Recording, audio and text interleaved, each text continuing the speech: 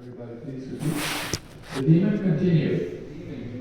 When you fall dead, with your skull smashed by the mace hurled by my arms, the demigods and sages who offer you oblations and sacrifice in devotional service will also automatically cease to exist, like trees without roots. Support by some ratio to thought. Somebody please the report. Demons are very much disturbed when devotees worship the Lord in the prescribed way recommended in the scriptures. In the Vedic scriptures, the neophyte devotees are advised to engage in 9 kinds of devotional services, such as to hear and chant the holy name of God, to remember Him always, to chant or beats Hare Krishna, Krishna Krishna, Hare Hare, Hare Rama, Rama Rama, Hare Hare. To worship the Lord in the form of His deity incarnation in the temples, and to engage in various activities of Krishna consciousness to increase the number of godly persons for perfect peace in the world. Demons do not like such activity. They are always envious of God and His devotees. Their propaganda not to worship in the temple or church, but simply to make material advancement for satisfaction of the senses is always correct. The demon Hiranyaksha, upon seeing the Lord face to face, wanted to make a permanent solution by killing the personality of Godhead with his powerful mace. The example of an uprooted tree mentioned here by the demon is very significant. Devotees accept that God is the root of everything. Their example is that just as the stomach is the source of energy of all the limbs of the body, God is the original source of all energy manifested in the material and spiritual world.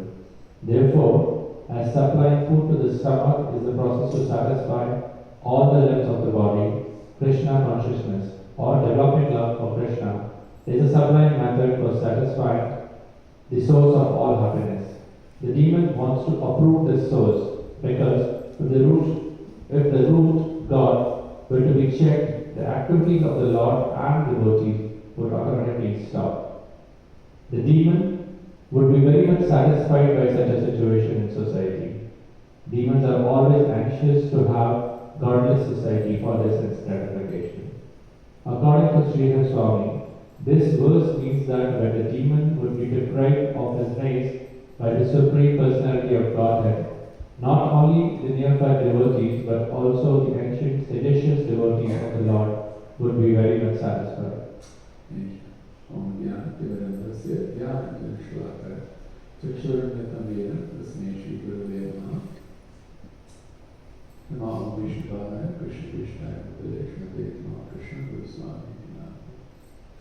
Alright, so we'll go on to read number 7 before I speak on that text. Text number 6. Somebody want to read the translation? Text number 6.